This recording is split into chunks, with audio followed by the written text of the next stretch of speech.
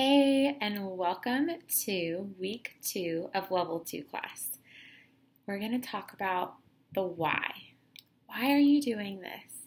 Why did you decide to do your Rodan and Fields business? And why are you committing to stick with it and grow it big? I'm going to be using a lot of the ideas and training from Romy Neustadt's book, Get Over Your Damn Self. It's fabulous. And this content can be found in chapter 2 of her book. So, one of the things many people talk about when they talk about the why is starting with why, because that's what really drives success, which may seem kind of counterintuitive. There's a great video. If you haven't watched it, you should go look it up. It's by Simon Sinek, S-I-N-E-K is his last name. He's fabulous. He's been featured on a lot of TED Talks, if you're familiar with those. And he also has written a book. And he has some great videos out there, and one of them is called Start With Why. So if you've never watched that, I highly recommend it. It's not just about RNF, it's about all companies looking at the heart and the why of what they do. And he does a really good job explaining how it's not just about the what or what you have to offer, or even how you offer it. And he goes through some great examples, one of them using an Apple iPhone, of how Apple is really good at this. So most successful companies are really good at figuring out the why and starting with the why when they're presenting what they have to offer.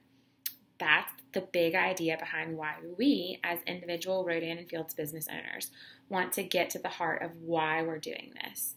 Because then it becomes about so much more than just the amazing #1 skincare we have to offer and the amazing business opportunity we have to offer. It becomes more personal and about our heart and why we're showing up and why we're building this business. Now, RNF has a really big why as a company, right? We're life-changing skincare. We have the incredible, why am I blanking? We do so much good work. I just can't think of it. Prescription for Change.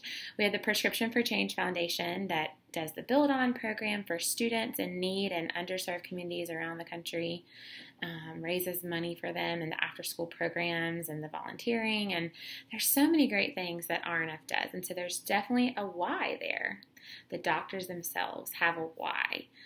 I've heard people on the corporate level talk about their why. I've heard Dawn Campbell. She's trained our team before about the why and getting to the heart of your why. So there's so many great people who are really good at this. But I love Romy's really practical approach to figuring out the heart of your why. And a lot of what she starts off talking about is, you'll hear sometimes, I remember first hearing this when I first started my business, and I was like, what's a why? This is weird. I always would hear people say, your why should make you cry. And I was like, okay. And my why was pretty easy at the beginning, and it did make me cry because it was I wanted to be home with my baby after he was born. But I like what Romy says in her book. She says, your why should actually make you work, which is so true. And that's the basis of what her chapter in the book is about. It shouldn't just make you cry, although that's great if it does. It moves you to tears because that means it's important to you.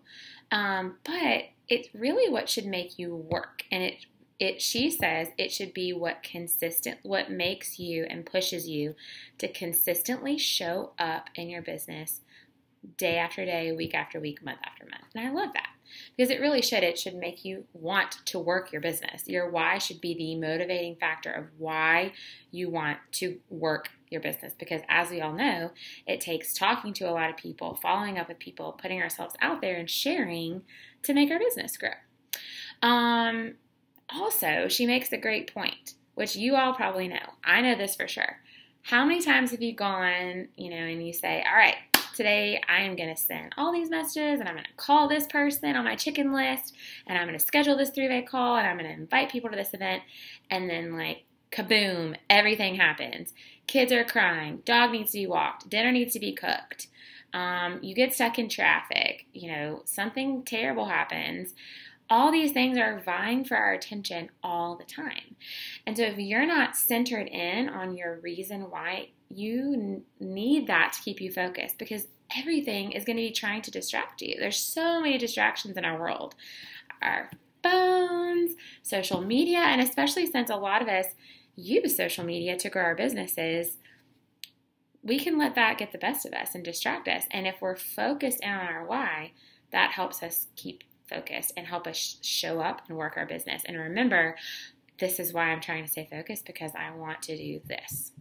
Now, Romy also talks a lot about how when she talks to a lot of new consultants, it's very common if you hear people talk about the money. I like what she has to say, though, to kind of refocus that. It's not about the money itself. It's about what the money will do for you. I'm going to say that again. It's not about the money itself. It's about what the money will do for you. So instead of just saying, well, I want to make money, I want to make money to be able to do blank. I want to have the money to be able to provide blank for myself and my family. Kind of going off of that, though, she also talks a lot about how it's not supposed to be about other people, especially in the beginning. So especially if you're really trying to get your business off the ground, you're trying to start growing a team, you're moving through getting to EC consistently, trying to get to level 1, level 2, level 5, your why needs to be about you. Because guess what? In those really hard moments, working to give your husband like extra golf trips isn't going to motivate you. It wouldn't really motivate me. Now, your why does change over time. My why does include my kids and my husband now. Your why is going to change. I've been in business over 3 years, so your why really does evolve. It's kind of this constantly evolving thing. Not kind of, it is. And so you have to know that you have to be willing to reevaluate it, to check back in with yourself, check your mind, check your heart, dig into it. Again, the exercise I've been through several times with Dawn Campbell, who works for Rodan and Fields Corporate. She's one of the regional directors. And I encourage you to do this right now, especially if you've never done it before, or even if you have. I think it's good for all of us to do this multiple times. I'm probably going to do it again tonight after I finish recording this video. Take a piece of paper and write down, why am I doing this? And then just let your brain go. Let the pen go. Just write. And then for what you wrote down, think again, why did I write that down? This is going to drive you crazy, by the way. It drives me crazy every time I do it, but it always helps me. And then again, why did I write that down? Because again, that just helps you peel back the layers. It's like an onion. You're constantly peeling away. What is this really about? Why am I really wanting to do that? Why did I write that down? Why did I write that down? And just keep asking yourself those questions. It really should be about you, though, and not about your family, not about your kids, at least at the beginning. Your why really does help you get through the tough times, because there's going to be ups and downs. This business can be a roller coaster. It is a roller coaster. And so you have to have something guiding you through those ups and downs and be closely tied to it so that you'll be able to pick yourself up when the times are tough and keep going. I love the practical tips that she had as well, and that I think are really important, is having a vision board. If you've never made a vision board before, get creative. Go get a poster board and markers and print out pictures of Alexis and vacations you want to take and what your why is, maybe pictures of your family, pictures of the title that you want, and write down, what are your goals? I want to drive Alexis by blank. I want to be level 5 by blank. Write your goals, write what you want and what you see, what this business is going to do for you. A lot of people will say this business is a vehicle for change.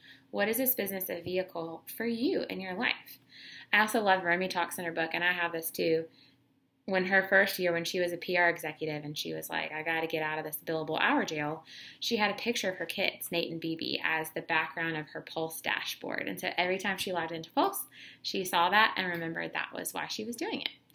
I love some of the things she had to say in her book. So I just want to read a couple things, food for thought. I love what she said in the beginning.